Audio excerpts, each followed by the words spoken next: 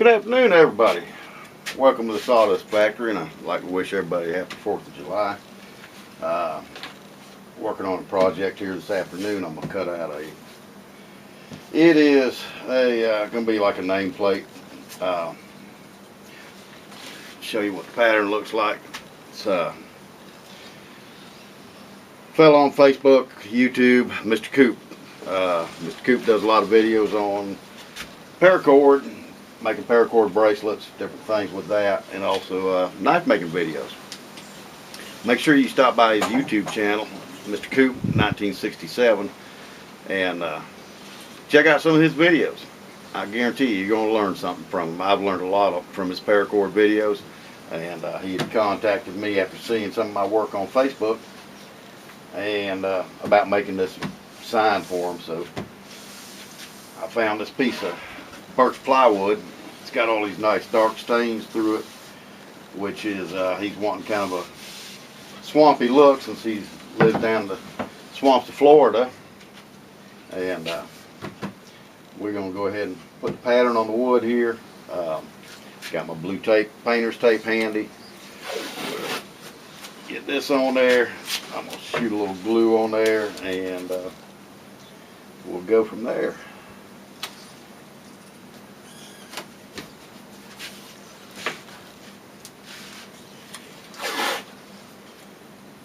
I do like to use this blue painter's tape simply because it peels off real easy. A lot of people use clear packing tape, which I use a lot of times also.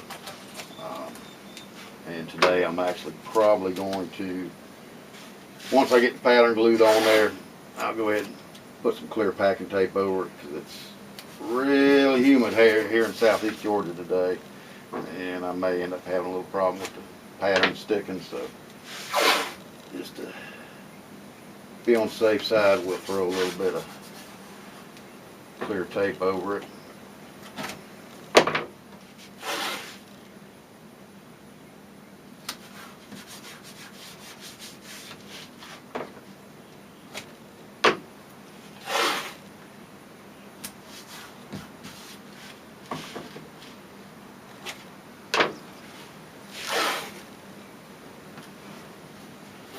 Yeah, that was a little short. No biggie, it peels off. There we go. That's a little more like it. I hope everybody's having a great 4th of July. Remembering what this holiday is all about. The birth of our country. And just remember that we are very lucky. God has blessed us to be able to live here in this country of ours. Even though we are in some troubled times, it seems like we always pull out of it sooner or later. Alright, I'm going to step back here and spray a little bit of glue. Typically I'll use Elmer's. A lot of people will use 3M brand glues. Loctite has some. Hobby Lobby has their own brand of it. To me, they all work about the same. It's just a price difference. I don't know, Elmer's has always worked good for me, so I've stuck with it for the most part. Yeah, if I happen to be somewhere and I know I need it and they got 3M or they got the Loctite brand, I'll just grab it and use it too. Some people like to use these little glue sticks. This works also. I use the glue sticks on small patterns, or sometimes if a pattern starts to peel a little bit, you can rub a little of this on there, stick it back down, and you're good to go. A while back, a few months ago maybe, there was one of the, some designer somewhere was playing around with these self-stick address labels, full sheet labels. And I guess it was the latest and greatest discovery. But the scroll saw suppliers have been selling those things for years. They are a little more expensive, I think. And you know, for a lot of the stuff that I do, a lot of larger stuff that I do, they're just not feasible to use. And there are a fair amount of things that I'll just sit down and you know, use old pencil, draw it right on the wood, scratch the line out, change it around, there you go, until you got what you want. So, alright, enough rambling on. Let's spray some glue on this thing and get it glued down.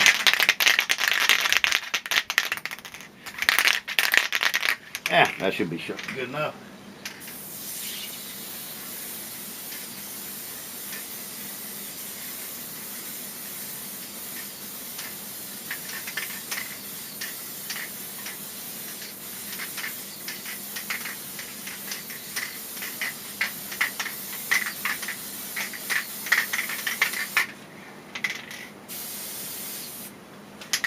That'll be enough. That's a good thick coat. Most everybody says just to use a real light coat of your glue. I say the heck with that. I want my pattern to stick, so I put plenty of it on there. I'm just going to kind of ease it on down there. Now, show you a little something. Typically on something like this with a flat base, I would actually place this pattern down here where I've trimmed this piece with the table saw. But the way the grain of the wood is, I want the darker streaks up here in the lettering, so it didn't work out that way. But you can, on patterns like this, you can place that right there, and you don't have to worry about trying to, make a super straight cut with scroll saw, which, as we all know, is not the easiest thing to do. All right, I'm gonna step over here to the drill press. Let's swing the camera around and drill a couple of holes so you got the entry hole, so you got an idea of what's going on, and then I will pause it. I've got probably about 25 or so cuts in this to make, so I'm gonna pause it, drill the rest of the holes, and then come back. We'll make a few cuts and probably pause it again until I get everything else cut. And let's see if I can swing this camera around without. Gee, you can get to see me. How about that? A little bit of, where are we at there? There's a drill press back there. Old Sam Sock Monkey hanging out there too today, keeping me company.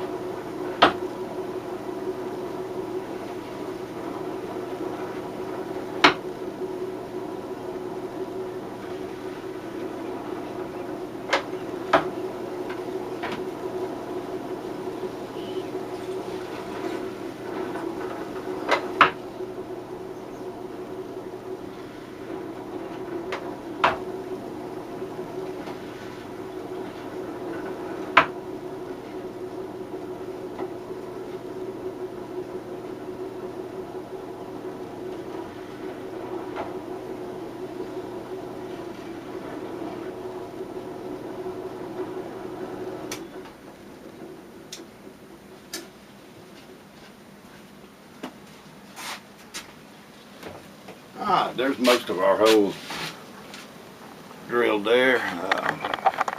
Get my face out of the picture here because I know you don't need to be staring at it. Got most of my entry holes drilled, and I typically just drill somewhere where it needs to be. Yeah, there's a lot of scroll saws that will tell you your hole's got to be right there at the corner or as close to the edge, and me, as long as you're not where you're not supposed to be, just drill the hole. You know, you're gonna have to cut the piece out, so it don't really. I don't see where it really makes a big difference. Just like, you know, most everybody will tell you on your inside cuts, you've got to start from the inside out and work towards your outside edges. Except on really large, highly detailed pieces, again, I don't see where it makes a difference. Start where you want to. That's what I do. On that note, we're going to pause.